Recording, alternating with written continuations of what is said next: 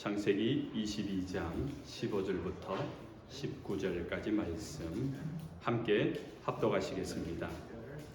여호와의 사자가 하늘에서부터 두 번째 아브라함을 불러 이르시되 여호와께서 이르시기를 내가 나를 가리켜 맹세하노니 내가 이같이 행하여 내 아들 내 독자도 아끼지 아니하였은즉 내가 내게 큰 복을 주고 내 씨가 크게 번성하여 하늘의 별과 같고 바닷가의 모래와 같게 하리니 내 씨가 그 대적의 성문을 차지하리라.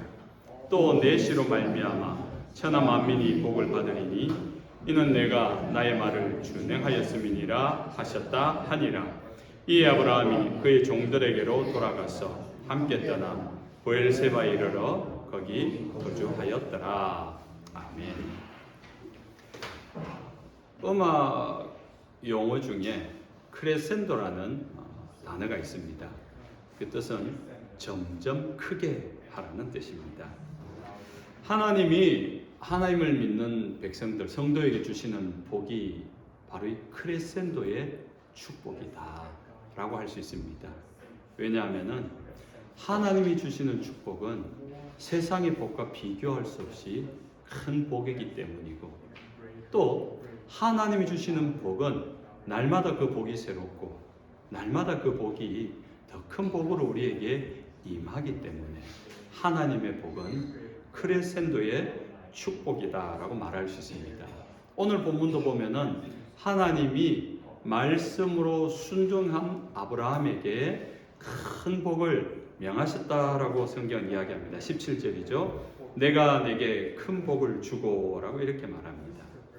오늘 하나님 앞에 나와 예배하는 여러분에게 하나님께서 아브라함처럼 동일하게 여러분에게 큰 복을 명하시기를 주님의 이름으로 축원합니다. 하나님의 말씀대로 순종한 아브라함에게 하나님은 계속하여 말씀하십니다. 15절에 보니까 여호와의 사자가 하늘에서부터 두 번째 아브라함을 불러. 아브라함이 받은 축복 중에 하나가 하나님의 말씀이 들려진다는 겁니다. 하나님이 이삭을 바치는 사건을 통해서 아브라함에게 나타나셔서 말씀하셨고, 또 두 번째로 또 말씀하고 있는 것입니다. 아마도 하나님이 아브라함에게 이삭을 바치라는 말씀을 하셨을 때 아브라함이 그것을 고민하고 갈등하면서 거절했다면, 순종하지 않았다면 하나님은 더 이상 아브라함에게 할 말이 없으신 겁니다. 하나님을 믿고 하나님의 말씀을 따라 순종하는 자에게는 하나님은 그 다음 말씀을 준비해 놓고 있어요. 그런데 하나님이 말씀하셔도 그 말씀대로 순종하지 않으면은 하나님은 그 다음 단계로 넘어갈 수가 없는 것입니다. 그래서 말씀으로 순종한 아브라함에게 하나님은 두 번째로 또 말씀하고 계시다는 겁니다. 하나님이 말씀하셔도 불순종하거나 도무지 그 하나님의 말씀에 관심이 없는 자에게는 하나님이 더 이상 할 말이 없습니다. 왜냐하면 아무리 말을 해도 그 말을 듣지 않을 것이기 때문에. 그럼 그 사람이 그 말을 들을 때까지 침묵하시는 겁니다. 제가 요즘 좀 고민을 하고 있는 부분이 전도라는 부분에 대해서 고민을 좀 많이 하고 있습니다. 이 스크린턴 지역에 한국 사람들이 많지는 않지 않습니까? 그래서 만나면은 어떻게 저분들을 하나님을 믿을 수 있도록 소개를 할 수 있을까 했는데, 그래서 어제도 제가 어떤 한 분을 또 만났고요. 어제 낮에도 한 분, 저녁에도 한 분, 어쨌든 교회를 안 다니시는 분 만났는데, 예수 믿으세요? 교회 오세요? 제가 일부러 이만큼 올라오는데 말을 안 하고 있습니다. 왜냐하면 그분들이 어쨌든 저하고 계속 만날 분들이기 때문에. 근데 그분들 다 성인이세요. 다 대학도 나왔고 알 만큼 알고 인생의 경험도 있고. 근데 아무리 목사가 말하지만 예수 믿으세요? 교회 나오세요? 네 하고 나올 사람 누가 있겠습니까? 믿음은 그렇게 생기는 것이 아니거든요. 근데 어쨌든 그분들이 저와 계속 만나게 될 것이니까 저의 말투, 저의 성품, 저의 삶의 자세, 저의 표정 하나, 헤어질 때 돌아서 가는 뒷모습 하나를 보면서 그게 좋게 느껴진다면, 그게 좀 매력 있고 좋아 보인다면, 아, 교회 다니시는 분은 저렇구나, 나쁘지 않네, 그럼 한번 따라 나오고 싶을 생각이 들지 않을까. 물론 관계에 의해서 교회를 나오세요 해서 나올 수는 있습니다. 근데 그건 교회를 나오는 거지 믿는 건 아니잖아요. 정말 중요한 것은 그분이 예수 그리스도를 믿는 것 아닙니까? 그래서 그분에게 예수 그리스도가 어떤 분인지를 소개하고 보여주고 영향을 끼치는 것은 저뿐만 아니라 우리 서코린도 모든 성도들이 알아야 되는 거예요. 그래서 혹 여러분이 하나님을 모르는 분을 만난다, 더 조심하셔야 됩니다. 그리고 그분을 향하여서 하나님을 믿는 자의 모습이 어떻게 다른지가 여러분의 표정과 말투와 생각하는 것까지도 달라져야 됩니다. 왜냐하면 여러분 안에는 성령님이 계시니까, 성령님을 모시고 하나님을 모시고 사는 분의 말과 행동과 생각은 어떻게 다른지를 여러분을 통해서 보여지기 때문에 1년을 만나고 10년을 만났는데도 그분이 도무지 내가 믿는 예수님에 대해서 궁금해서 묻지 않는다면 우리 삶을 돌아봐야 됩니다. 내가 그 정도로 세상과 구별되지 못한가 생각하면서 고민하셔야 됩니다. 하나님께서 아무리 말씀해 주셔도, 그분에게 나타나셔도, 그분이 하나님께 관심이 없으면은 아무리 하나님께서 보여주시고 기적을 행하셔도 말씀하셔도 관심 없습니다. 믿음이 생길 수 없는 것입니다. 그래서 우리는 하나님의 말씀을 들을 수 있어야 합니다. 그래서 시편 1편에 복 있는 사람은 어떻게 정의를 하고 있습니까? 복 있는 사람은 시편 1편 1절에 그렇게 말을 시작합니다. 2절을 보니까 여호와의 율법을 즐거워하며 그의 율법을 주야로 묵상하는 자로다. 밤낮으로 하나님의 말씀을 생각하는 사람, 묵상한다, 읊조린다는 거예요. 늘 입으로 되뇌이면서 암송하고 그 말씀을 기억하는 사람이라는 겁니다. 복 있는 사람이란 땅의 소리가 아니라 하늘의 소리를, 사람의 소리가 아니라 하나님의 말씀을 사모하고 듣는 자입니다. 마태복음 3장 17절에 예수님이 세례를 받으러 나오실 때 하늘이 열리고 성령이 비둘기같이 그 머리 위에 임하였다 그럽니다. 그리고 하늘로부터 소리가 있는데 이는 내 사랑하는 아들이요 내 기뻐하는 자라 하시니라 라는 음성이 들립니다. 복이 있는 사람, 하나님 복이 많은 사람에게는 하늘이 열리는 경험을 하게 됩니다. 우리는 이 땅에 이리 관심이 많아서 이 땅의 것들을 어떻게든지 더 얻으려고 노력하지만은 하나님의 사람은 이 세상을 사는 사람과 다른 것이 하나 있는데 하늘이 열리고 하늘에 하나님께서 보여주시는 것이 있습니다. 사람의 소리가 아니라 하나님으로부터 들려지는 하나님의 음성을 들을 수 있습니다. 사람의 뜻이 아니라 하나님의 뜻이 우리 가운데 전해지고 깨달아지고, 그래서 이 세상을 살아가는 모든 사람들이 당연시 여기며 살아가는 그 삶의 궤적을 따라가는 게 아니라 전혀 다른 방향, 하나님께서 하나님의 백성에 들려주시는 그 음성을 듣고 그 인도를 받으면서 하늘이 열리는 것을 보면서 하늘로부터 들려지는 하나님의 음성을 들으면서 또 다른 인도를 받는다는 거죠. 그것이 영적인 길입니다. 그 길을 걸어갈 때 하나님 주시는 복을 누리게 되는 줄로 믿으시기 바랍니다. 하나님이 아브라함에게 약속하셨던 그 축복들, 처음 하나님이 아브라함을 따라 나섰을 때 하나님이 아브라함을 축복했죠. 창세기 12장에 나옵니다. 이렇게 말씀하죠. 내가 내게 큰 복을 주고 내 씨가 크게 번성하여 하늘의 별과 같고 바닷가의 모래와 같게 하리니 또 내 씨로 말미암아 천하 만민이 복을 받으리라. 17절 18절에 말하고 있습니다. 하나님께서 하나님의 말씀 하나 믿고 따라 나선 아브라함에게, 그 믿음 생활을 시작하는 아브라함에게 놀라운 복을 허락하셨어요. 국가적인 복입니다. 그런데 그 놀라운 복이 가만히 보면은 아브라함 혼자 잘 먹고 잘 사는 복이 아니라 하나님이 복을 말씀하실 때는 늘 다른 사람과 연결되어 있습니다. 우리의 이웃들과 연결되어 있습니다. 여러분, 이것이 하나님이 주시는 복의 놀라운 특징입니다. 창세기 12장 3절에 이렇게 말씀하시죠. 너를 축복하는 자에게는 내가 복을 내리고 너를 저주하는 자에게는 내가 저주하리니. 하나님이 축복하는데 우리의 이웃과 관련되어 있습니다. 이번 한 주를 살면서 여러분 많은 분들을 만나셨을 것입니다. 어떤 사람을 만났을 때 기분이 좋았습니까? 여러분을 좋아해주고 여러분을 인정해주고 여러분의 말을 잘 들어주고 또 여러분에 대하여서 늘 긍정적인 마음으로 인정해주고 격려해주고 칭찬해주는 사람. 저도 그런 분 만나고 싶습니다. 그런 분 만나면 기분 좋거든요. 그런데 또 어떤 분은 만나면은 뭔가가 공격적이에요. 만나면은 뭔가가 일어난 일에 대해서 부정적인 생각과 말을 하는 그런 분이 있습니다. 그래서 그분을 만나면 뭔가가 불편해요. 만나고 나서 기분 좋게 맛있는 식사를 하고 헤어져도 찜찜한 그런 경우가 있어요. 편하지 않습니다.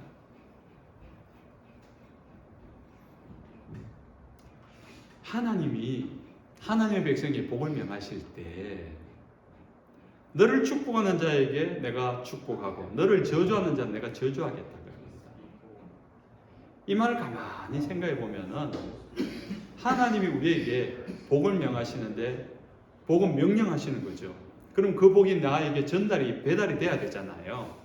어떻게 배달이 됩니까? 페덱스로 빠르게 배달됩니까? UP로 이렇게 우편물로 소포로 배달이 됩니까? 하나님 우리에게 주시는 복은 이 우편 배달부를 통해서 전해지는 것이 아니라 우리의 이웃들, 여러분이 날마다 만나는 사람들을 통해서 우리에게 전달된다는 겁니다. 그러면은 우리는 그 배달될 하나님의 복을 잘 받기 위해서는 어떻게 해야 됩니까? 우리에게 복을 전해줄 그 이웃들과 관계를 잘 해야 되겠지요. 만약에 그 관계가 깨어진다면, 관계가 불편해진다면 그분이 우리에게 전해줄 하나님의 복을 전달할까요? 안 할까요?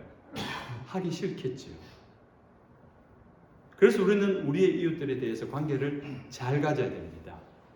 그래서 예수님께서 우리의 이웃을 사랑하되 어떻게까지 사랑하라고 합니까? 하나님을 사랑하는 것 같이 사랑하라 그래요. 근데 한술 더 떠서 예수님이 뭐라고 말씀하시는가 하니까 너의 원수를 위하여 기도하라 그럽니다. 이 세상에서 있을 수 없는 일이죠. 나와 원수 관계가 있는 사람, 내한테 잘못했는, 명백하게 내게 실수하고 잘못한 그 사람, 근데 잘못한 줄을 모르고 깨닫고 오히려 적반하장으로 나에게 더 대적하는 사람, 그를 위해서 기도하라. 그래서 더 나아가서 원수를 축복하라.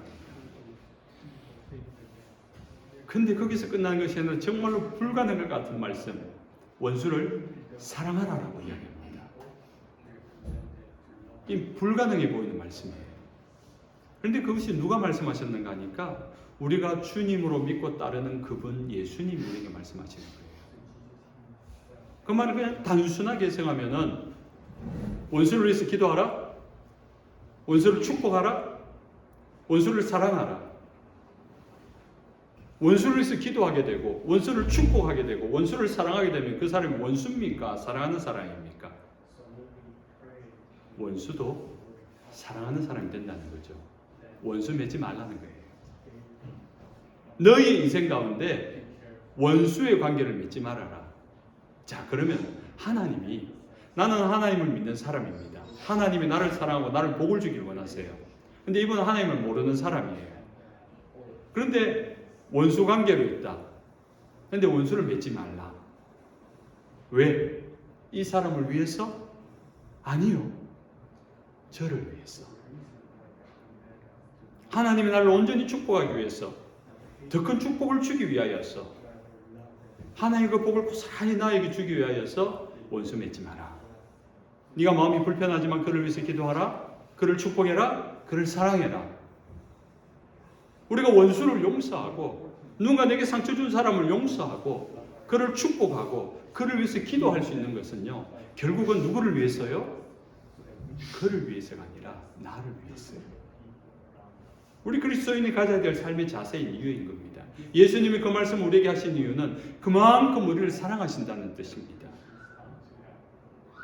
아무리 그 사람이 나에게 몹쓸 짓을 했다 손 치더라도, 그래서 원수 관계에 있으면은 나는 잘못한 것이 없어도 찜찜하잖아요. 그 사람을 만날 때마다 불편하고 그 사람을 생각할 때마다 우리의 인생 한 켠이 어두워지지 않습니까?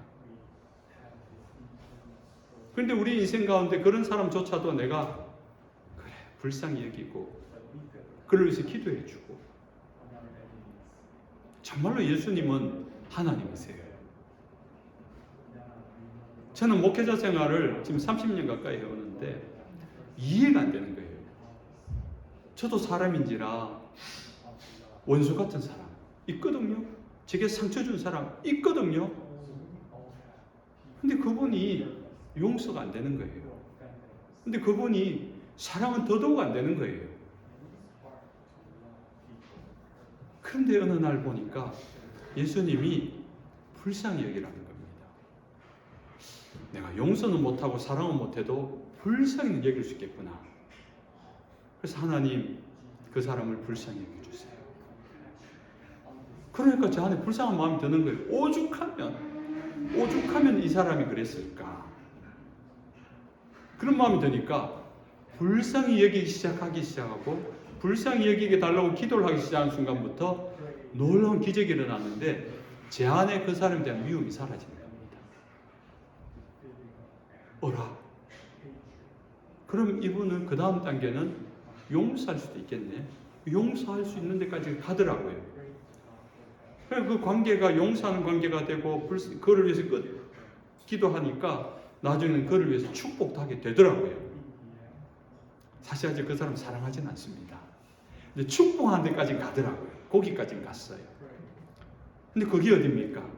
미워하고 다시는 안 볼 것 같이 생각하면 마음에 불편함과 트라우마나 그 상처가 그 쓴물이 올라올 것 같은 그 마음이 내 안에 없더라는 겁니다. 주님은 하나님이세요. 우리가 감정적으로 상하는 것조차 허락하지 않으시고 우리를 온전히 지키기 위하여서 용서하는 겁니다. 그렇게 사랑할 수 있도록 아무리 원수 같은 사람이라도, 아무리 여러분에게 상처 준 사람이라도 그를 위해서 기도하기 시작하고 그를 불쌍히 여기기 시작할 때 우리 안에 하나님의 마음이 삭트고 그를 통해서 전달되는 하나님의 복이 멈추지 않고 우리에게 잘 전해진다는 것입니다. 우리 주위의 사람들의 관계가 좋다면 나로 인하여서 나를 만나기를 좋아하고 내가 베풀고 사랑하고 돕는 배려하는 사람들이 많아간다면, 그 관계가 좋아진다면 그들로 인해서 그들도 기분 좋고 나를 만날 때마다 위로받고 격려받고 도움받고 배려받는다면 저를 얼마나 보고 싶을까요? 얼마나 또 만나고 싶을까요? 기분 좋은 만남을 하면은 그렇잖아요. 그러면 그 사람을 통하여서 그 사람이 나를 좋아해주고 축복해줄 때 그 복은 더 큰 복으로 내게 온다는 것입니다. 그래서 우리는 우리의 이웃과의 관계성 속에 원수를 맺는 것이 아니라 사랑하는 관계, 축복하는 관계를 점점점 늘려가야 돼요. 내가 사랑하고 내가 축복하는 사람이 점점 더 많아져야 되는 것입니다. 그게 뭡니까? 그것이 바로 우리가 축복의 통로가 되는 것입니다. 하나님 우리에게 복을 주시는데 그 복으로 어느 날 갑자기 너 벼락부자 되어라, 너 높은 자리에 올라라, 너에게 권세가 힘이 생겨라, 이게 복이라는 게 아니라는 거죠. 그걸 가지고 내가 돈도 가졌고 내가 권력도 가졌고 내가 어떤 신분 상승됐기 때문에 풍성하기 때문에 나는 행복해, 하나님 내게 마음껏 축복하셨지. 아닙니다. 그건 하나님이 주신 복을 오해하시는 겁니다. 달란트 비유를 보면은 5달란트를 받은, 하나님께 받은 사람이 그 5달란트를 사용해야 돼요. 2달란트를 가진 사람이 2달란트를 사용해야 돼요. 그래서 5달란트 받은 사람은 5개를 남깁니다. 2개를 받은 사람도 2개를 남깁니다. 칭찬받아요. 착하고 충성된 종아, 네가 너에게 맡겨진 일을 충성하였기에 하나님이 기뻐하십니다. 축복하십니다. 그런데 1달란트 받은 사람은 사용하지 않아요. 잃어버리지도 않습니다. 손해를 가지도 않습니다. 다만 그것을 땅에 묻고 사용하지 않습니다. 손실이 없어요. 그런데 놀랍게도 하나님은 그를 저주하십니다. 악하고 게으른 종아. 그것은 다시 말해서 우리가 하나님을 믿는 믿음으로 말미암아 하나님이 이 땅을 사는 동안 우리에게 어떤 복을 받았어요. 물질적 복을 받든지 신분적 복을 받든지 아니면 하는 일들에 대한 어떤 형통함의 복을 받든지, 그래서 잘 되었습니다. 하나님께서 주신 복이에요. 근데 그것을 가지고만 있으면은 1달란트 가진 자, 악하고 게으른 종이 됩니다. 그것을 나누어주고 베풀어주고 도와주고 필요한 것이 없나? 그래서 내 도움을 필요한 것. 하나님 내게 1개를 주시면 1개를 유통하고 5개를 주시면 5개를 유통하고 100개를 주시면 100개를 유통하면서 나를 통해서 그것이 사용되는 거예요. 그래서 나를 통해서 사람들이 도움을 받고 배려를 받고 격려를 받고 사랑을 받고 은혜를 받고 그래서 힘을 얻고 살아나게 되는 거예요. 하나님이 그걸 원하신다는 겁니다. 하나님이 아무리 복을 주셔도 그것을 내 안에 갖고 있으면 그건 탐심이 되고 욕심이 됩니다. 흘러낼 줄 알아야 됩니다. 우리 스크린턴 교회가 하나님의 복을 잘 흘러내는 것, 그것이 선교제가 되든지 그것이 불쌍한 사람이 되든지 그게 가난한 사람이 되든지 그게 병든 사람이 되든지 딱한 처지에 있는 사람들에게 우리 스크린턴 교회가 할 수 있는 역량을 잘 흘러냈으면 좋겠어요. 스크린턴 교회 성도들이 오늘 예배 이 말씀을 듣는 성도 한 사람 한 사람들이 여러분의 삶의 형편 속에서 직장에서 만나는 사람들, 우리가 이웃에서 만난 사람들, 내가 살아가면서 만난 사람들에게 여러분의 복의 통로가 되어서 이 도움이, 이 사랑이, 이 위로가, 이 격려가 잘 흘러갈 수 있는 축복의 통로 되시길 주님의 이름으로 축원합니다. 아브라함의 축복의 세 번째 가장 놀라운 특징이 하나 있다면요, 세상의 복과 다른 건데, 여러분 세상의 복 중에 가장 큰 복이 그냥 좀 상징적으로 말한다면 로또 당첨되는 거 아닐까요? 평생 가운데 이게 로또 당첨 확률이 사람이 살면서 번개를 맞을 확률보다 더 희박하대요. 그만큼 로또 당첨될 확률이 어렵대요. 어려운데 그래도 한번 로또 당첨이 되면은 그거는 어마어마한 어떤 한순간에 횡재를 하는 거죠. 그게 이 세상에서 누리는 큰 복 중에 하나일 겁니다. 근데 하나님이 주시는 복은 로또가 아니라는 거죠. 한 번으로 끝나는 것이 아니라 그것이 계속해서 이어진다는 겁니다. 아브라함에게 찾아오셔서 두 번째 말씀하시며 큰 복을 명하시죠. 이미 아브라함은 75세 때 하나님께 부름을 받아 믿음으로 순종하는 순간부터 이미 그의 삶이 자신이 생각하고 계획하고 이랬던 것보다 갈대우르에 있을 때보다 비교할 수 없을 정도로 복을 받았습니다.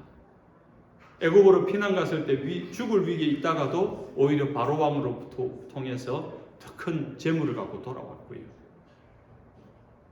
자기 집에 기르는 318명의 군사를 가지고 북쪽 연합군들이 노략해 갈 때 그들과 전쟁에서 이길 정도, 그게 어떻게 가능한 일입니까? 하나님이 승리를 주시는 겁니다. 물질적 복도 주시고 싸움에서 이길 수 있는 승리도 주시고.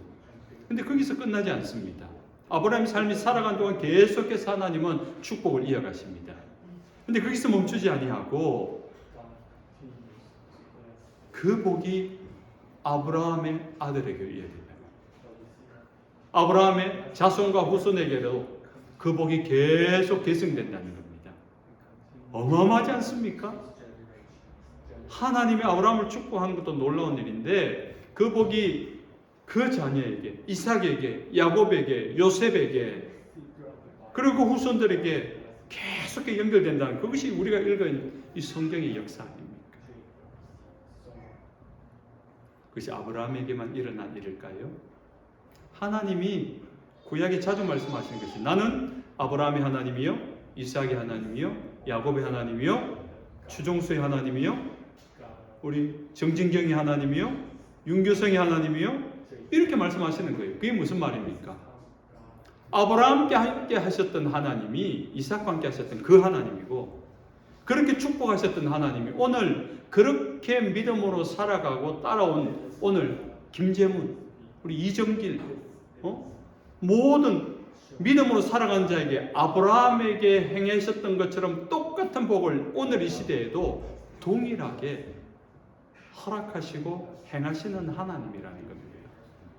여러분, 하나님 잘 믿으십시오. 여러분이 잘 믿으면은 그 복이 여러분 세상을 살아가는 동안도 복이 되겠지만은 그 복이 고스란히 여러분의 자녀 손에 계승된 줄 믿으시기 바랍니다. 그 믿음의 계승은 복의 계승이에요. 제가 그래도 경주 김가입니다. 경순왕 28대소. 제가 왕족입니다. 신라를 통일했던 그 왕족의 후손인데 그 왕족의 후손이라고 해서 제가 이 세상에서 누리는 특혜는 하나도 없습니다. 정부에서 왕족이라고 뭔가 특별 혜택을 주는 게 아직 아무것도 없습니다. 저 몸에서 태어난 우리 아이들이 경주김가 경순왕이 29대손이 되겠죠. 아무런 혜택이 없습니다. 왕족이라도. 그런데 하나님을 믿으니까 제가 제 삶을 한번 간증을 한 적이 있는데 정말 무당의 집안, 무속의 집안에서 태어나서 정말 보름달 보고 절하고 온갖 신들에게 제사를 지내던 인생이 하나님을 전하는 삶이 되었고 그 인생 가운데 주신 하나님의 복은 제가 생각하고 계획한 것과 비교할 수 없습니다. 근데 그 복이 이 자녀들에게로 저는 계승된 줄 믿습니다. 그래서 그 복을 주는 게 아니라 우리 아이들에게 하나님을 향하여 기도하고 하나님을 믿는 믿음을 지키고 이 주의를 승수하는 그 신앙생활을 저는 열심히 가르치고 있습니다. 제 살아있는 동안 그렇게 할 거예요. 그게 제 할 일이라 생각됩니다. 그럼 이 아이들에게 임하는 우리의 자녀에게 임하는 복은 하나님이 하신 일입니까?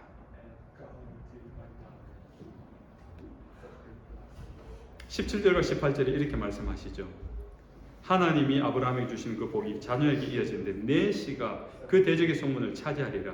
또 내 씨로 말미암아 천하 만민이 복을 받으리니라고 합니다. 이 복은 궁극적으로 인류를 구원할 메시아가 이 땅에 오는 것과 하나님의 나라가 이 땅에 임하게 되면서 그 말은 다시 말해서 메시아가 온다는 것은 우리의 모든 죄를 해결해 주면서 죄인의 삶이 아니라 우리의 죄가 해결되는 깨끗하게 되어지는 정결함, 그 죄가 씻겨지는 것을 이야기합니다. 그럼 우리는 정결하게 깨끗하게 거룩하게 되어지면서 비로소 하나님 나라에 들어가게 됩니다. 그럼 하나님의 나라, 거룩한 나라, 그곳에 들어가는 순간 우리는 더 이상 죽지 않는, 지난주 말씀을 드렸는데 죄의 대가가 죽음이에요. 사망입니다. 근데 죄가 해결되면 죽음이 더 이상 우리에게 건드릴 수 없는 일이 되는 겁니다. 그러면 하나님 나라에서 영원히 살아가게 되어지는 것입니다. 그 영원한 생명의 축복이 하나님을 믿는 백성에게 주어지는 은혜이고 큰 복인 것입니다. 여러분, 세상은요 갈수록 우리의 믿음을 지키기가 힘듭니다. 분명히 그렇습니다.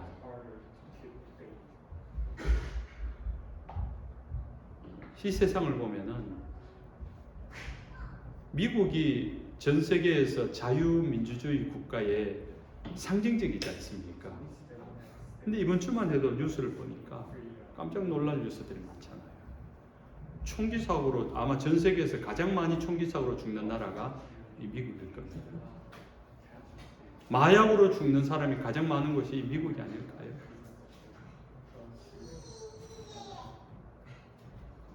그 총, 마약, 매춘, 인간의 인권이고 자유입니다.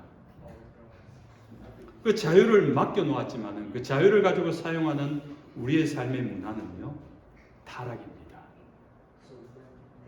그 자유를 가지고 만들어내는 문화와 생활은 타락이고 죄된 것입니다. 우리는 그 죄에서 벗어날 수 없고 죄에서 자유할 수 없고 죄를 컨트롤할 수 없습니다. 이것이 우리의 한계입니다. 누군가 도와줘야 됩니다. 그런데 도와줄 사람이 없어요. 다 죄인이기 때문에. 그래서 하나님이 필요한 것입니다. 죄 없으신 하나님이 인간의 몸으로 오셔서 우리의 연약함, 우리의 한계를 알고 도와주시는 겁니다. 어디까지? 자신이 대신 죽으시기까지. 그러면서까지 우리의 죄를 해결해 주시는 겁니다.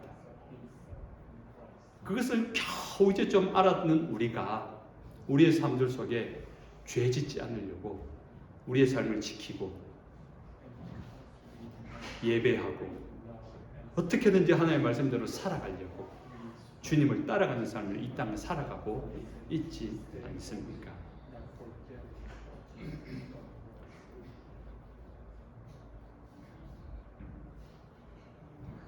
앞으로 우리의 남은 날들이 오늘보다 내일이 예배하기 더 힘들 것이고 이번 주일보다 다음 주일이 예배하기 더 힘들 겁니다. 환난의 날이기 때문에. 국가적인 정치적인 이유, 제도적인 이유, 환경적인 이유는 점점점 우리가 하나님을 믿는 믿음으로 살아가기가 힘들어지게 됩니다. 왜냐하면 이 땅을 살아가는, 이 지구에 살아가는 그리스도인보다 하나님을 믿지 않는 사람이 더 많은 다수를 가지고 있고 그들이 더 많은 권력과 돈을 가지고 있기 때문에 그것을 가지고 하나님을 따르는 믿음의 걸음을 막으려고 합니다. 마귀는 분명히 있습니다. 마귀는 영적인 권세와 세력을 가지고 하나님을 따르는 사람들을 어떻게든지 그 신앙을 무너뜨리려고 합니다. 유혹하고 속이고 타락하게 만듭니다. 쉽습니다. 죄만 짓게 만들면요 스스로 하나님께로 멀어집니다.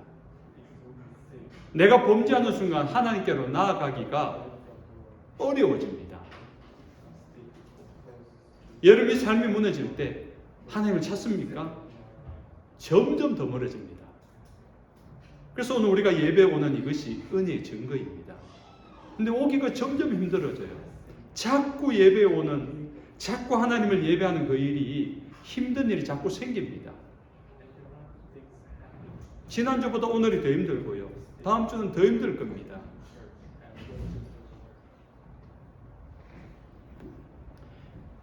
그러나 하나님의 말씀에 순종하는 자에게는 하나님이 축복하는데 맹세하면서 우리에게 축복합니다. 히브리서 6장 13절 이하에 자기를 가리켜 맹세하여 이르시되 내가 반드시 너에게 복주고 복주며 너를 번성하게 하고 번성하게 하리라 하셨더니 이런 말씀이 성경에 있어요. 히브리서 6장에 하나님이 맹세하여 이렇게 힘든 시대에 하나님을 믿고 따르는 아브라함처럼 순종한 너를 내가 복주고 복주며 너를 번성하고 번성하게 하리라라고 주님이 맹세하여 말씀하고 있습니다. 여러분이 믿음을 지켜낼 때 하나님의 복은 반드시 여러분에게 임하는 줄로 믿으시기 바랍니다. 그리고 그 복이 여러분에게 멈추지 않고 여러분의 자녀와 후손에게로 이어지는 줄로 믿으시기 바랍니다. 이제 말씀을 했습니다. 사랑하는 스크랜턴 가족 여러분, 하나님의 복은 이미 여러분에게 임한 줄로 믿으시기 바랍니다. 하나님이 여러분에게 큰 복을 명하셨는 줄로 믿으시기 바랍니다. 그럼 그 복이 우리에게 어떻게 전달된다고요? UP를 통해서 전달됩니까? 페덱스 배달을 통해서 빠른 우편으로 여기 배달됩니까? 그게 아닙니다. 복은 사람과 연결되어 있습니다. 여러분이 가는 곳마다, 여러분이 만나는 사람마다, 또 이번 한 주를 살면서 직장에서 만나고 길거리에서 만나고 그 사람들을 만날 때 그 사람을 통하여서 여러분을 축복하도록 관계를 만드십시오. 혹시 불편한 관계가 있고 혹시 원수 같은 사람이 있다면 오늘부터 그를 위해서 기도하십시오. 그가 명명백백하게 100% 잘못했지만은 그에게 용서를 행하시고 그와의 관계가 화해될 수 있도록, 이게 힘든 일입니다. 그런데 사실은 그렇게 할 때 막혔던 하나님의 축복의 관이 하나 열려지는 겁니다. 여러분을 통하여 하나님의 복이 흘러가길 바랍니다. 이번 한 주를 살아가면서 여러분이 만나는 사람들이 여러분 때문에 복을 받기 바랍니다. 여러분 때문에 신나는 날이 되기 바랍니다. 여러분 때문에 기분 좋은 날이 되기를 바랍니다. 그래서 여러분을 또 보고 싶다. See you again. 그 말이 그냥 나오는 게 아니라 정말 또 보자. 나도 꼭 다시 보고 싶다. 그렇게 여러분을 통하여 더 많은 사람들에게 더 많이 복이 흘러가는 축복의 통로가 되시기를. 여러분이 복을 선포할 때마다 그 복이 점점 더 커져가는 크레센도의 복이 여러분을 통해 흘러가시기를 주님의 이름으로 축원합니다. 찬송하겠습니다.